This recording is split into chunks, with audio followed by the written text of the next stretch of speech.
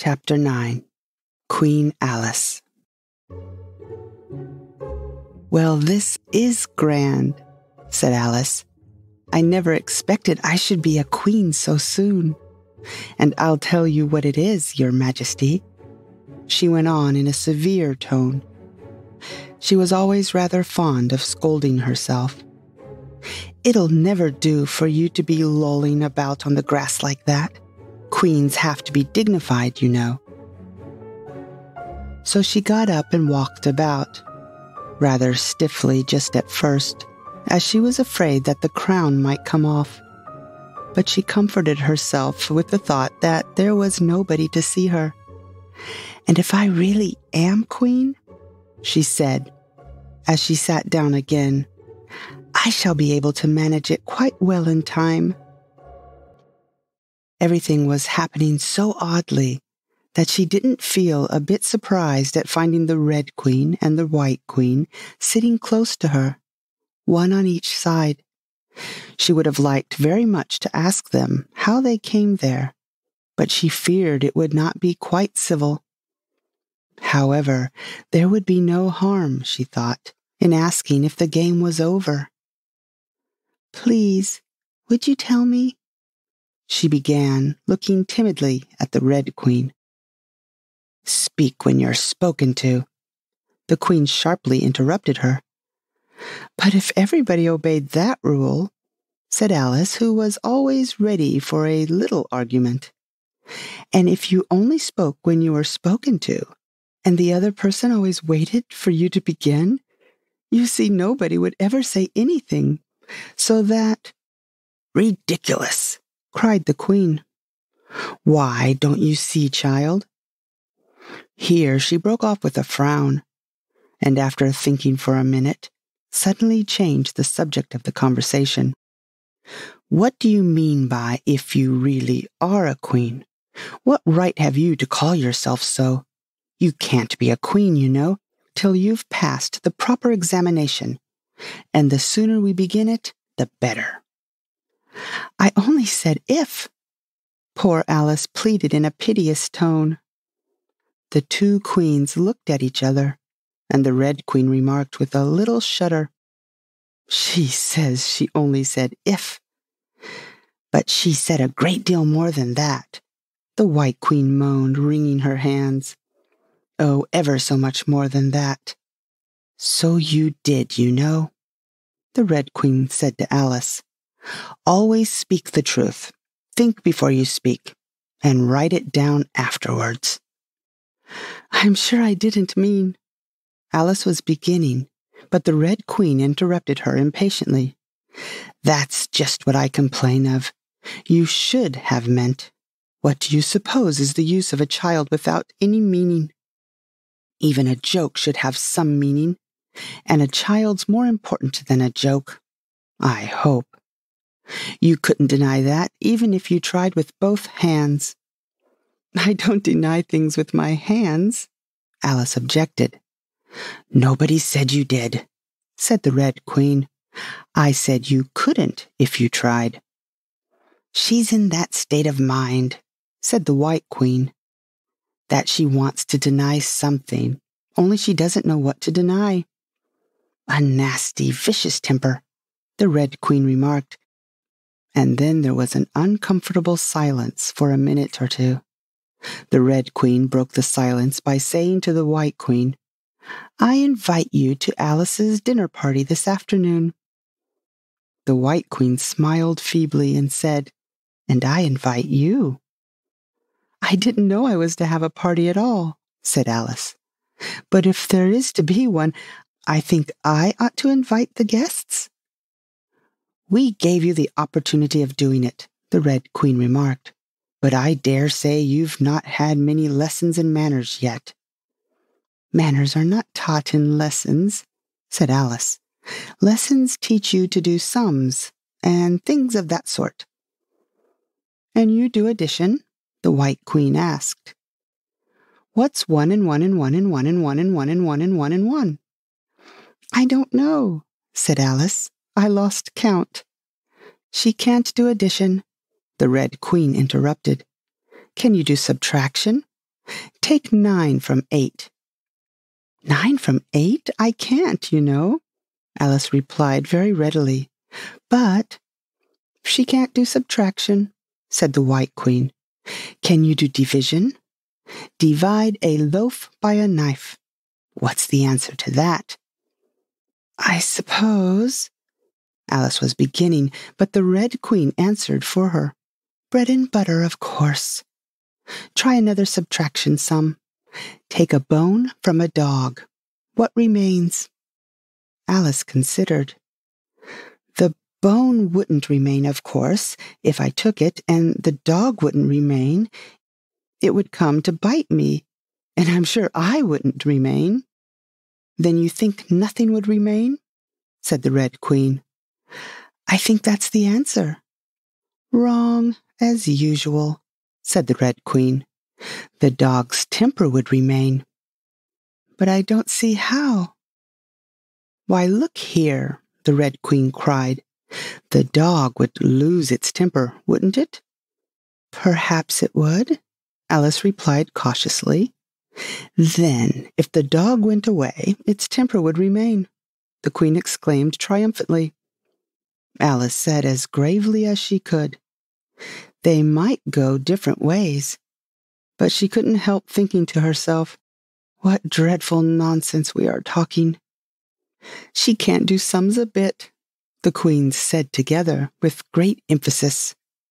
Can you do sums?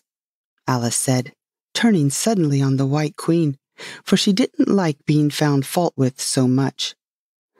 The Queen gasped and shut her eyes. I can do addition, if you give me time, but I can't do subtraction under any circumstances. Of course you know your ABC, said the Red Queen. To be sure I do, said Alice. So do I, the White Queen whispered. We'll often say it over together, dear, and I'll tell you a secret.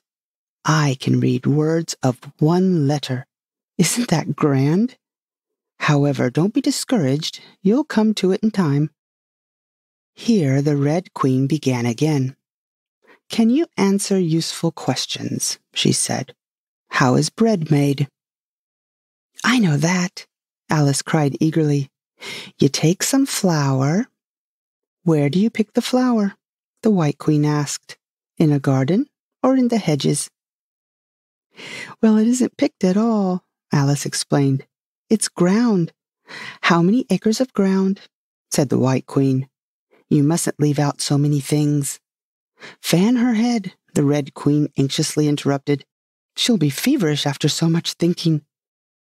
So they set to work and fanned her with bunches of leaves, till she had to beg them to leave off.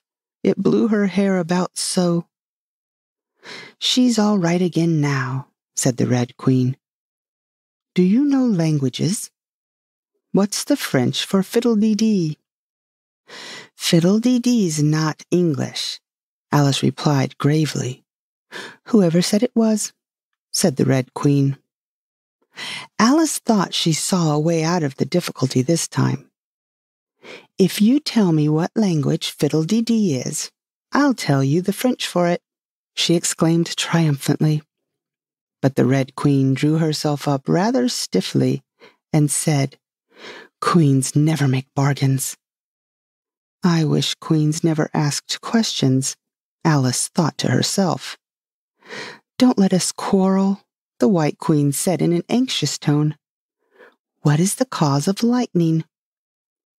The cause of lightning, Alice said very decidedly, for she felt quite certain about this, is the thunder.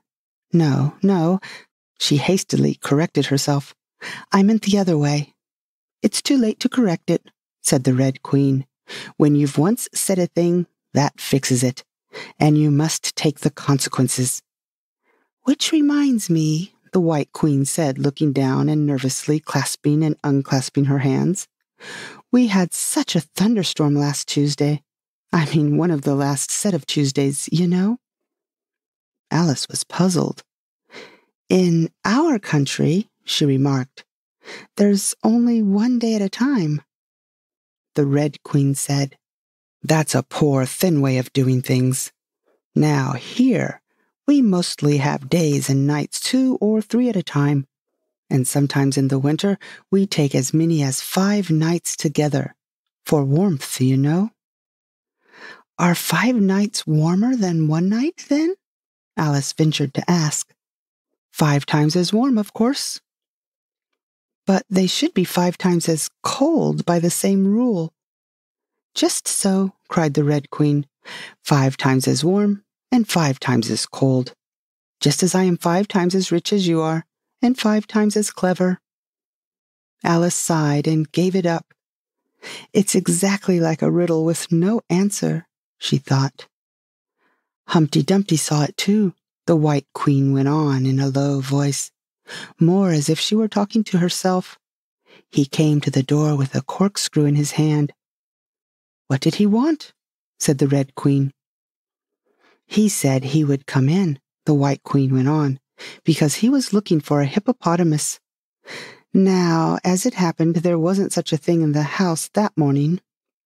Is there generally? Alice asked in an astonished tone.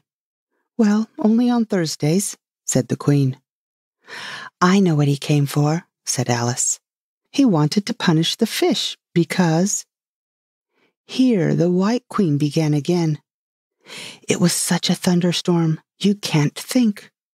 She never could, you know, said the Red Queen. And part of the roof came off, and ever so much thunder got in, and it went rolling around the room in great lumps, and knocking over the tables and things, till I was so frightened I couldn't remember my own name. Alice thought to herself, I never should try to remember my name in the middle of an accident.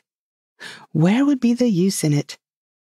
But she did not say this aloud, for fear of hurting the poor Queen's feelings. Your Majesty must excuse her, the Red Queen said to Alice, taking one of the White Queen's hands in her own and gently stroking it. She means well, but she can't help saying foolish things as a general rule. The White Queen looked timidly at Alice, who felt she ought to say something kind, but really couldn't think of anything at the moment. She never was really well brought up, the Queen went on, but it's amazing how good-tempered she is. Pat her on the head and see how pleased she'll be. But this was more than Alice had courage to do. A little kindness and putting her hair in papers would do wonders for her. The White Queen gave a deep sigh and laid her head on Alice's shoulder. I am so sleepy, she moaned. She's tired, poor thing, said the Red Queen.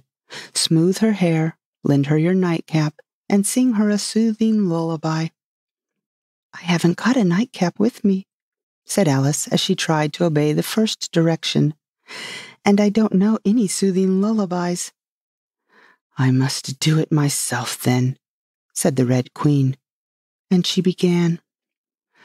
Hush-a-bye, lady, in Alice's lap, till the feast's ready, we've time for a nap. When the feast's over, we'll go to the ball, Red Queen and White Queen and Alice and all. And now you know the words, she added, as she put her head down on Alice's other shoulder. Just sing it through to me. I'm getting sleepy too. In another moment, both queens were fast asleep and snoring loud.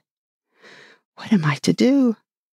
Exclaimed Alice, looking about in great perplexity, as first one round head and then the other rolled down from her shoulder and lay like a heavy lump in her lap. I don't think it ever happened before that any one had to take care of 2 queens asleep at once. No, not at all in the history of England.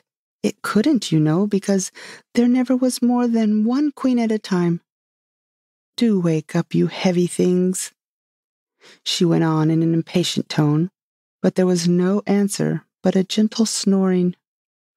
The snoring got more distinct every minute and sounded more like a tune. At last she could even make out the words, and she listened so eagerly. When the 2 great heads vanished from her lap, she hardly missed them. She was standing before an arched doorway. over which were the words Queen Alice in large letters, and on each side of the arch there was a bell handle. One was marked Visitor's Bell, and the other Servant's Bell. "I'll wait till the song's over," thought Alice, "and then I'll ring the— Which bell must I ring?" she went on, very much puzzled by the names.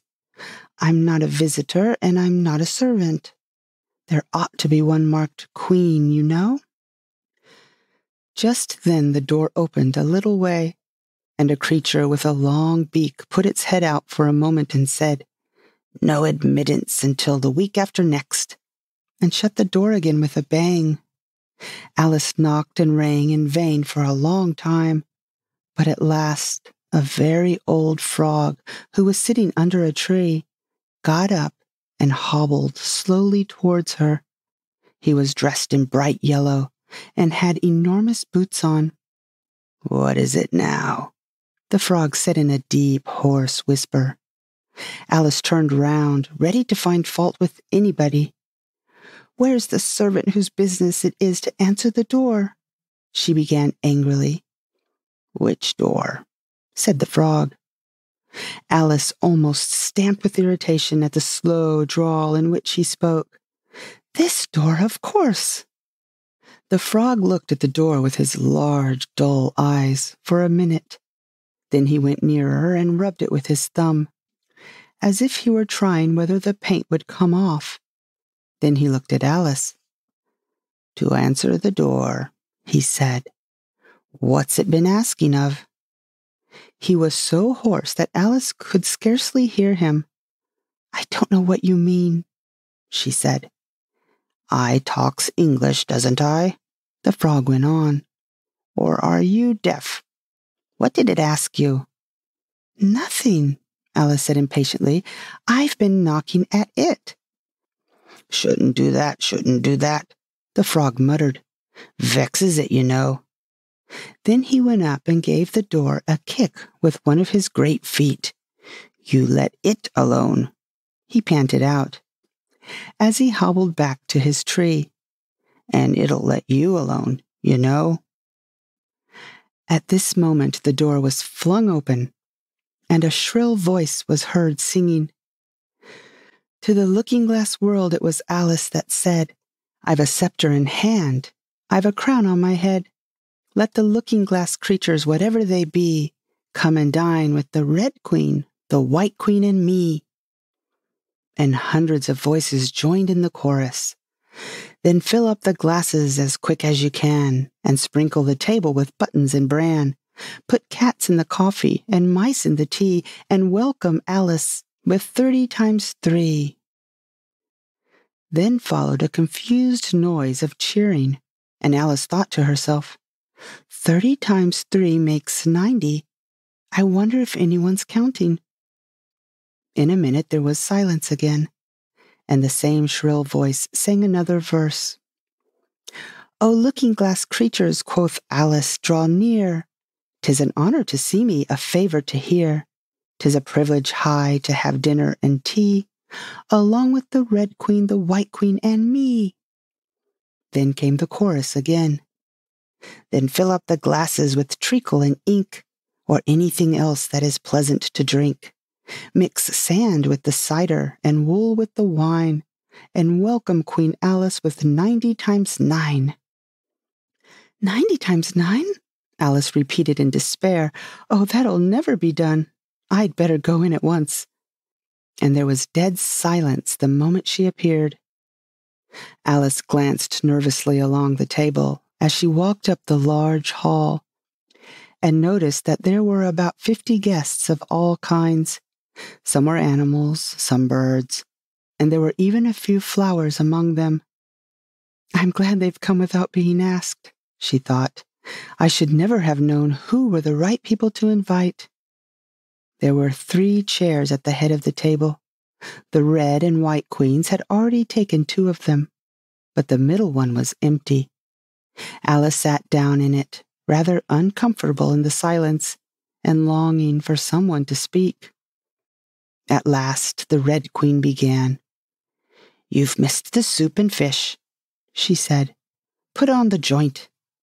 And the waiter set a leg of mutton before Alice, who looked at it rather anxiously, as she had never had to carve a joint before. "You look a little shy. Let me introduce you to that leg of mutton," said the Red Queen. "Alice, mutton, mutton, Alice." The leg of mutton got up in the dish and made a little bow to Alice, and Alice returned the bow, not knowing whether to be frightened or amused. "May I give you a slice?" she said, taking up the knife and fork, and looking from one queen to the other. "Certainly not," the Red Queen said very decidedly. "It isn't etiquette to cut anyone you've just been introduced to. Remove the joint." And the waiters carried it off and brought a large plum pudding in its place. "I won't be introduced to the pudding, please," Alice said rather hastily, "or we shall get no dinner at all. May I give you some?" But the Red Queen looked sulky and growled, "Pudding, Alice, Alice, pudding. Remove the pudding." And the waiters took it away so quickly that Alice couldn't return its bow. However, she didn't see why the Red Queen should be the only one to give orders. So, as an experiment, she called out, "Waiter, bring back the pudding." And there it was again in a moment, like a conjuring trick. It was so large that she couldn't help feeling a little shy with it, as she had been with the mutton. However, she conquered her shyness by great effort and cut a slice and handed it to the Red Queen. "What impertinence!" said the pudding. "I wonder how you'd like it if I were to cut a slice out of you, you creature." It spoke in a thick, suety sort of voice, and Alice hadn't a word to say in reply. She could only sit and look at it and gasp. "Make a remark," said the Red Queen. "It's ridiculous to leave all the conversation to the pudding." "Do you know I've had such a quantity of poetry repeated to me today?" Alice began, a little frightened at finding that the moment she opened her lips, there was dead silence, and all eyes were fixed upon her.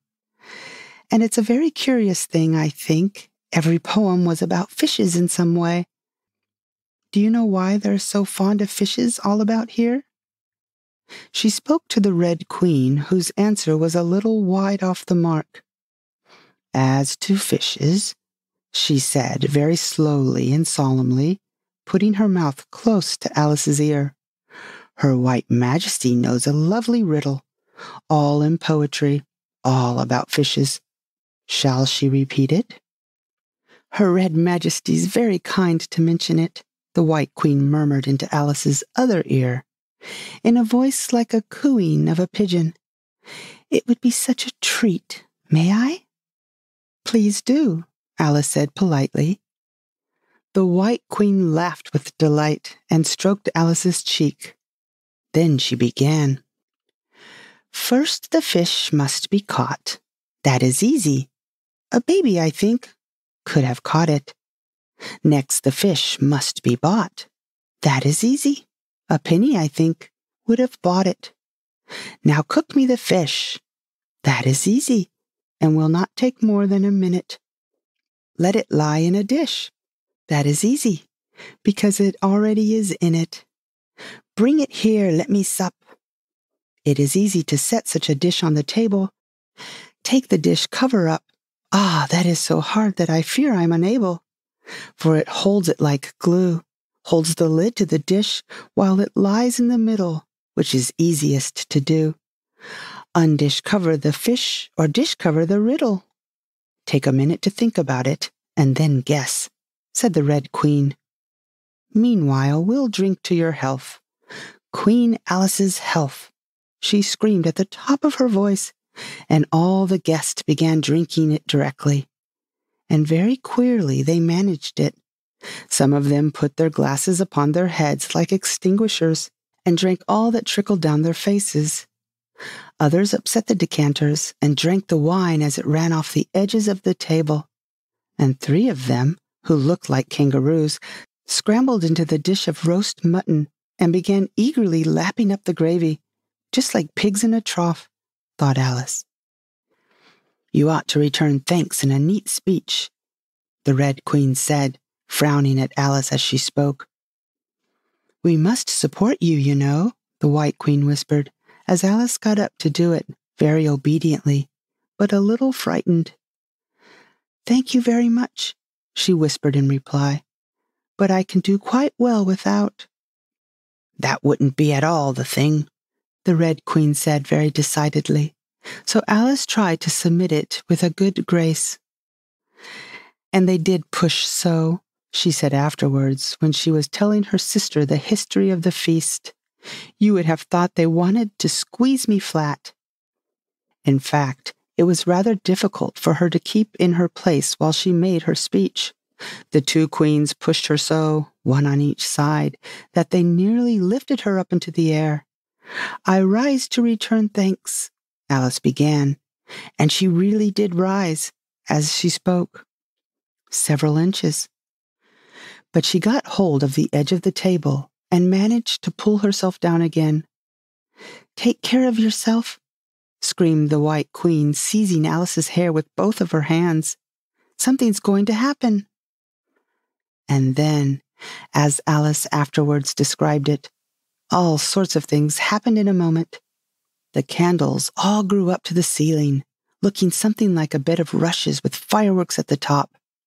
As to the bottles, they each took a pair of plates, which they hastily fitted on as wigs, and so with forks for legs, went fluttering about in all directions. And very like birds they look, Alice thought to herself, as well as she could in the dreadful confusion that was beginning. At this moment she heard a hoarse laugh at her side, and turned to see what was the matter with the White Queen. But instead of the queen, there was the leg of mutton, sitting in the chair. Here I am, cried a voice from the soup tureen, and Alice turned again, just in time to see the queen's broad, good-natured face grinning at her for a moment above the edge of the tureen, before she disappeared into the soup. There was not a moment to be lost. Already several of the guests were lying down in the dishes, and the soup ladle was walking up the table towards Alice's chair and beckoning to her impatiently to get out of its way. I can't stand this any longer, she cried as she jumped up and seized the tablecloth with both hands.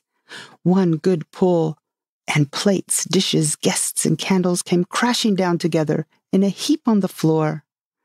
And as for you, she went on, turning fiercely upon the Red Queen, whom she considered as the cause of all the mischief. But the queen was no longer at her side. She had suddenly dwindled down to the size of a little doll, and was now on the table merrily running around and around after her own shawl, which was trailing behind her. At any other time Alice would have felt surprised at this, but she was far too much excited to be surprised at anything now.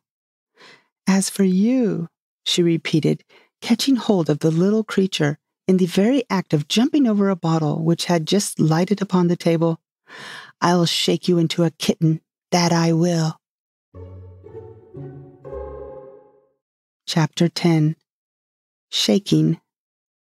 She took her off the table as she spoke, and she shook her backwards and forwards with all her might. The Red Queen made no resistance whatsoever, only her face grew very small, and her eyes got large and green, and still, as Alice went on shaking her, she kept on growing shorter and fatter and softer and rounder and... Chapter 11. Waking. And it really was a kitten after all.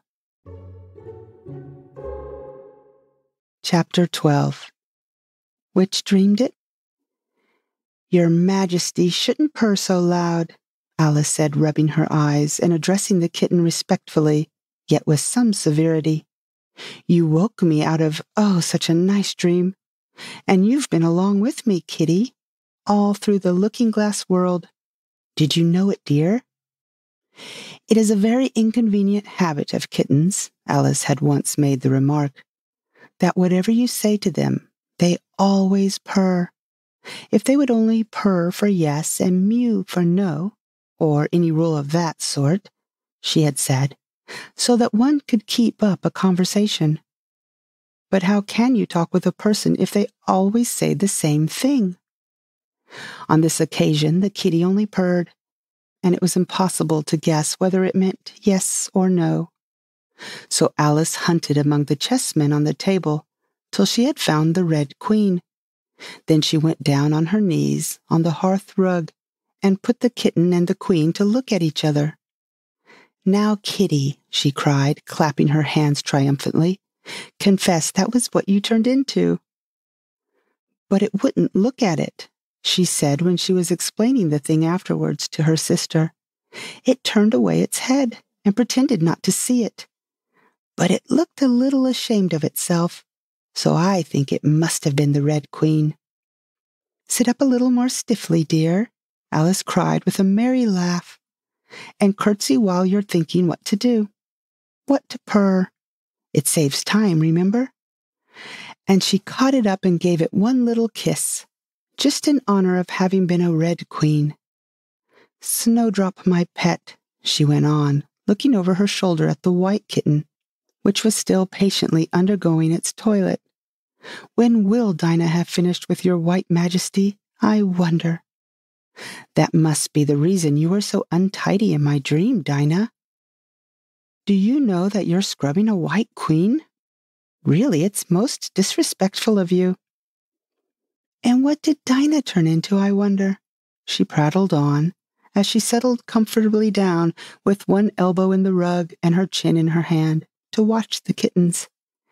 "Tell me, Dinah, did you turn into Humpty Dumpty? I think you did. However, you'd better not mention it to your friends just yet, for I'm not sure. By the way, Kitty, if only you'd been really with me in my dream, there was one thing you would have enjoyed. I had such a quantity of poetry said to me, all about fishes. Tomorrow morning you shall have a real treat. All the time you're eating your breakfast, I'll repeat the walrus and the carpenter to you, and then you can make believe it's oysters, dear. Now, Kitty, let's consider who it was that dreamed it all. This is a serious question, my dear, and you should not go on licking your paw like that, as if Dinah hadn't washed you this morning. You see, Kitty, it must have been either me or the Red King.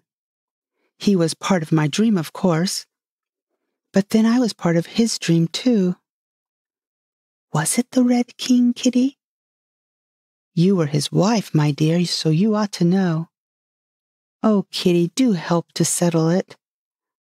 I'm sure your paw can wait." But the provoking kitten only began on the other paw and pretended it hadn't heard the question. "Which do you think it was?" A boat beneath a sunny sky, lingering onward dreamily, in an evening of July. Children three that nestle near, eager eye and willing ear, pleased a simple tale to hear. Long has paled that sunny sky, echoes fade and memories die. Autumn frosts have slain July. Still she haunts me phantom-wise, Alice moving under skies, never seen by waking eyes. Children yet the tale to hear, eager eye and willing ear, lovingly shall nestle near. In a wonderland they lie, dreaming as the days go by, dreaming as the summers die. Ever drifting down the stream, lingering in the golden gleam. Life, what is it but a dream? The end.